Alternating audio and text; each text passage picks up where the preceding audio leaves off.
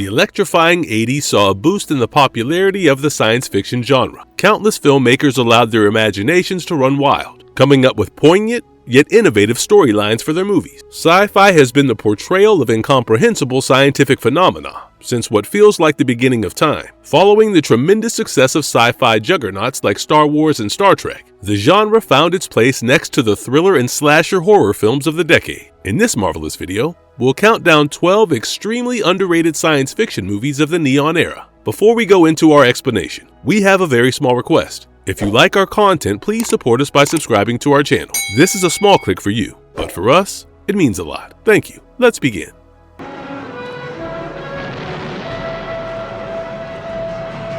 Altered States, 1980. Can you name what goes well with a psychological sci-fi movie? Body horror. This 1980 film, Altered States, directed by Ken Russell, is based on the book of the same name. Edward was a psychopathologist at Columbia University who specialized in studying schizophrenia and began dabbling in experiments. He showed a keen interest in other, higher states of consciousness, which are as real as our waking ones. Hence, he began experimenting with sensory deprivation in flotation tanks. He pushed his body's limits further on his travels to Mexico, where he heard a tribe ritualistically induced hallucinatory states of consciousness by ingesting a unique mix of sacred mushrooms and herbs. What followed was intoxicated rampages and biological devolution. Edward regressed into a caveman, and eventually, a non-corporeal ball of energy. As the name itself suggests, Altered States explored all the drug-induced corners of the human mind as it took audiences on a trippy ride. It also portrayed how far a pseudo-intellectual scientist would go for the sake of experimentation. The result of this led to him not being human anymore. Over the years, this film has gained its own niche fan base and wholly appeals to the absurdist with its surreal nature as the story moves further away from reality. Altered States shared its viewers' desire to leave their human shell behind, discover the mystery of life, and be reborn. If you wish to be taken on an existential trip, this movie is a must-watch. Oh, God! What's wrong? Oh, God! Oh. Death Watch, 1980. Death Watch is a 1980 film directed by Bertrand Tavernier. Set in the distant future, the story is of Catherine, who was diagnosed with a terminal illness on Earth and saw death by an illness as a rarity. For her illness, she's made a celebrity and pursued by the TV company NTV. The company asked for Catherine's permission to film her dying days, which would be made into a reality television series named Death Watch. Catherine's tragic end neared when it was realized that she was deceived by her doctors into taking the wrong medications, and her husband, who made away with her money. She was hunted by Roddy, a veteran cameraman for NTV who had surgically implanted cameras behind his eyes that would relay the footage to NTV for her TV show. The movie ended with Catherine overdosing on her medication to escape the whirlpool of dirty money, exploitation, and greedy entertainment. The film is based on David G. Compton's novel, The Unsleeping Eye, Death Watch. In its essence, the film was way ahead of its time, pointing out the terrifying possibility of cameras permeating every area of our lives and media exhibitionism. Death Watch presented viewers with an eerie dystopia in which the absence of death did not mean blissful paradise, but instead boredom and meaningless existence. For the obsolete need of any memento mori, Catherine's illness was sensationalized, and she was made a media spectacle against her will. Death Watch reminds us of the essentiality of death.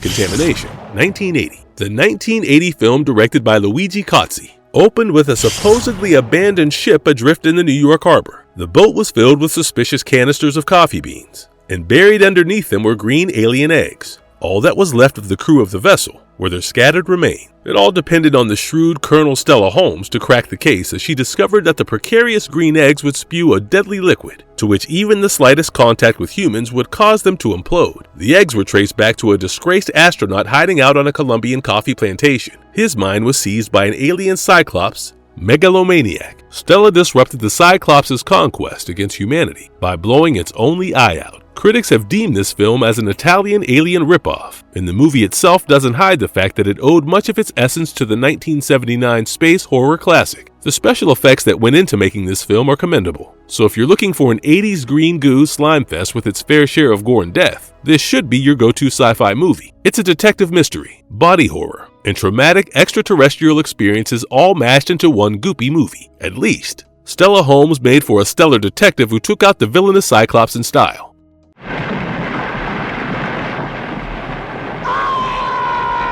Outland, 1981. Outland is a 1981 film directed by Peter Hyams, which starred Sean Connery as Federal Marshal William O'Neill. Marshal William was stationed at a titanium mining outpost on Jupiter's moon, Io. After a series of deaths that saw miners being killed by explosive decompression after suffering psychotic breaks, O'Neill discovered the workers were on an illegally traded amphetamine steroid drug that allowed them to work for abnormally long periods of time. The police marshal was determined to hunt down the dealers of these deadly narcotics and realized that one of his own deputies was in on the whole drug cartel. The two fight, and the traitorous deputy is pushed into an electrical generator and incinerated on impact. Outland is said to be an extraterrestrial sci-fi remake of the 1952 Wild Western thriller High Noon. William O'Neill is the ideal, honorable police marshal who stands by what is right, even on a moon that isn't of our Earth. Outland never skimped out on the gore when audiences watched in horror as the miner, after his drug-induced psychosis, took his own life and exploded in space. Outland is unique in a way that it doesn't portray any alien hostilities or invasions, but instead,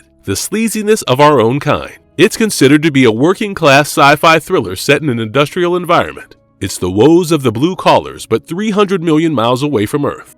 Liquid Sky, 1982. The 1982 indie sci-fi film, directed by Slava Sukerman, started with a contemporary fashion show in a New York nightclub. The film followed the story of Margaret, a supermodel who relied on cocaine heavily enough for the whole debacle to feel like a drug trip. This is precisely what the film feels like, with UFOs parked on the model's roof, tiny aliens sneakily watching their fashion shoot, and a fair bit of necrophilia. The aliens arrived on Earth in search of heroin, but discovered another food source instead. They feasted on the endorphins released during a human climax. The catch was that the unfortunate soul would be killed instantly instead of basking in the afterglow. Margaret assumed this was her deadly and newly gained power, as her lovers fell dead one after the other. Liquid Sky is a rough-edged, absurd satire. As an androgynous bisexual, audiences saw Margaret lamenting over her upbringing in 1980s Manhattan, and how the modeling industry made her severely reliant on drugs. Liquid Sky intentionally depicted the uncomfortable truths of drug use and ill-intentioned sex. The production design matched the neon, eccentric, barely digestible storyline of this weird movie. Weird never been inferior since, over the years, Liquid Sky has successfully garnered a niche group of loyal fans who would fiercely defend this campy piece of art. The story was riveting enough before aliens were added to the mix. Liquid Sky is raw and radical, which deserves way more praise than it has ever gotten.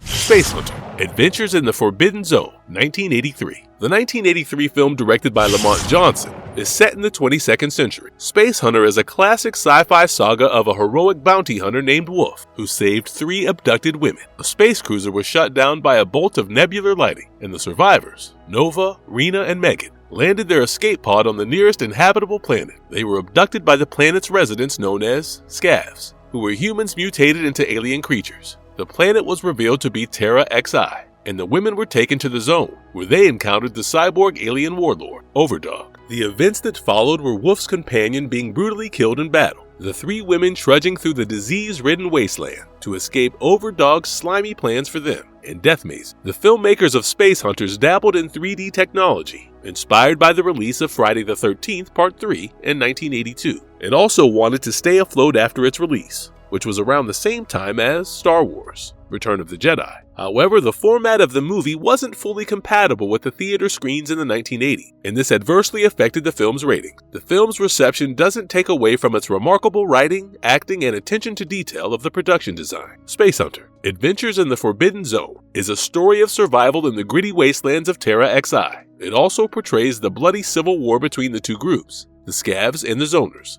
In more ways than one, Space Hunter is as classic as one can get with sci-fi films of the 80s. Up to a wall of rock. Holy shit!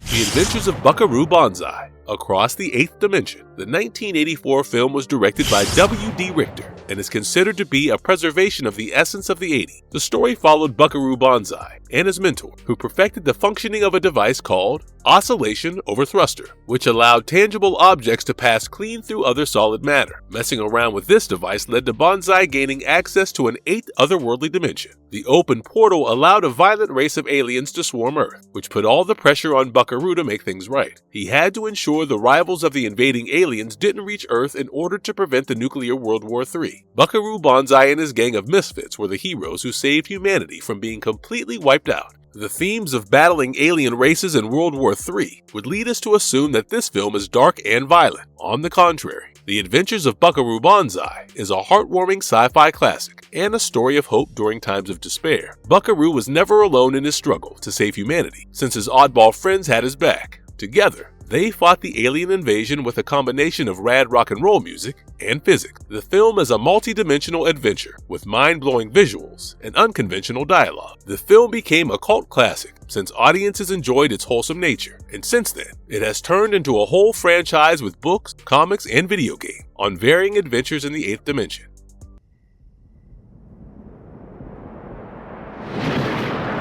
Starman, 1984. Starman is a 1984 sci-fi romance drama directed by John Carpenter. The story began with a lost alien who looked like a luminescent ball of energy, wandering around in the living room of the widowed Jenny Hayden. How did it get there? In 1977, a space probe with a peaceful invitation in the form of a phonographic disc was sent from Earth into space. The invitation was accepted by a distant alien planet, but their scout vessel was shot down by our government upon arrival. The alien in Jenny's house used a strand of hair from her dead husband and transformed it into his clone. The alien in disguise named Starman and Jenny slowly fall in love throughout the movie. Sadly, Starman wasn't of this world and had to return to his home eventually. A director whose most notable works include films such as The Thing. John Carpenter drummed up a surprisingly heartwarming, albeit slightly strange, love story. This film perfectly blended the best aspects of a sci-fi classic and romance. Starman, as a character, never had malicious intent. Instead, he was shown to be an endearing alien who still had a lot to learn on this foreign planet he found himself on. It was also critically acclaimed for warping the stereotypical gender roles of that decade. With a promising plot, Starman is a slow-burn film that heavily relies on the chemistry of the two protagonists. It's filled with sweet instances of Starman using his powers kindly, with Jenny falling for him slowly yet steadily.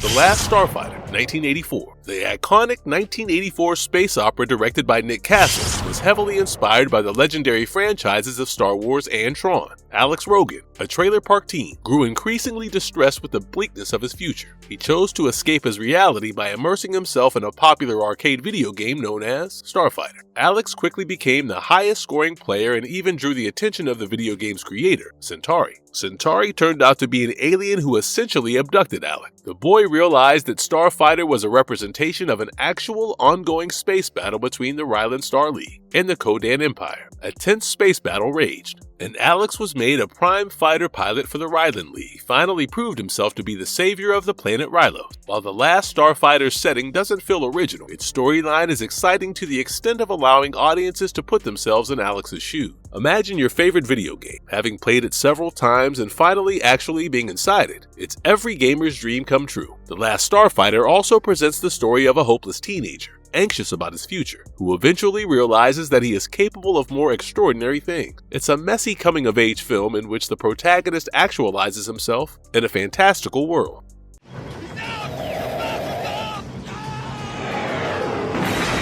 Enemy Mine, 1985. The 1985 sci-fi action drama, directed by esteemed German director Wolfgang Petersen, depicted the ugly truth of war. The story is set in the late 21st century, and Earth is at war against the reptilian alien species known as the Dracs. The protagonist, Willis E. David, who loathed the alien race, confronted a Drac, Jariba Shigan. Their vicious aerial battle spiraled out of control, and the two landed on a deadly volcanic planet named Fyrene IV. The pair, who were at each other's throats, eventually realized that they had to cooperate for the sole purpose of survival. Tragically, as Dracs self-fertilized to reproduce, a pregnant Jariba died during childbirth. Davidge fought against the galaxies to ensure that the child of his former nemesis was safely returned to his homeworld. Though the film wasn't successful at the box office, it still came to be recognized as a cult classic of 1985. It's an emotional journey for the main characters, as well as the audiences, as we witness their enemies to allies trope. Amidst their conflict, the pair stopped and pondered the absurdity of war. Fighting one another on the volcanic wasteland seemed counterproductive. Davidge wisely saw the living alien in front of him by seeing past his own indoctrination.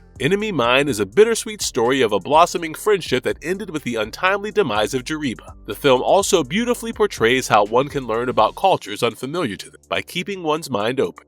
4, 3, 2, 1, ignition. Interspace, 1987. The 1987 sci-fi comedy, directed by John Dante, followed the absurd adventures of miniaturization experiment. A disgraced Navy pilot, Lieutenant Tuck Pendleton, signed himself up for a sketchy experiment to be miniaturized. A mini Tuck was meant to be injected into a rabbit under strict observation, but the lab was attacked. In a desperate move, Tuck was injected into a grocery clerk named Jack Putter, who was also a hypochondriac. In the thrilling misadventures that followed, an organization of evil scientists wished to steal the miniaturization technology, and were the ones who attacked the lab. Mini Tuck watches everything unfold through the camera attached to Jack's optic nerve, speaks to Jack through a device in his inner ear, and even kills his miniaturized enemy by dropping him in Jack's stomach acid. Inner Space is considered to be a classic sci-fi comedy gem. It is said that the film was initially meant to have a more serious tone, but landed into becoming a hilarious comedy. It even won an Oscar for Best Visual Effects. Inner Space is a much-needed break from all the tragic, violent, and dark sci-fi movies we've discussed so far. It is a simple but charming story about a man who is shrunk to become microscopic, and his funny adventures of living with another man.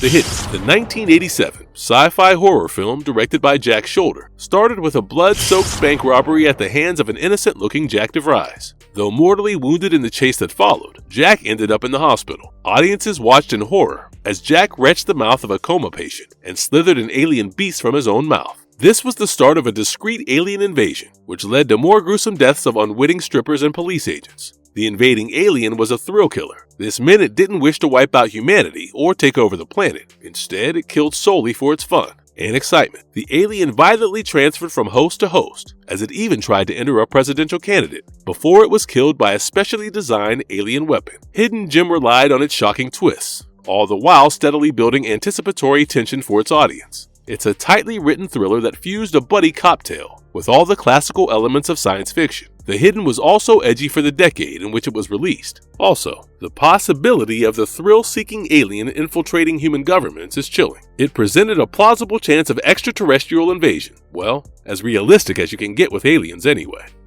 Marvelous verdict. Here we come to the end of our list of 12 underrated science fiction flicks of the 80s that are a must-watch. The concepts of futurism and space odysseys born in the 80s are nothing short of ingenious. The imaginative ideas of what human-alien encounters would look like in the foreseeable future, speculative advancements in technology, and human civilization are what lie at the core of science fiction. While many believe that classics should remain classics, a good rule of thumb would be to reboot movies that fall short of their potential. Which movie from this list would benefit from being rebooted? And if you liked our content, don't forget to leave a like and subscribe to us if you haven't already. Have a good one, and be safe. Thanks, everyone.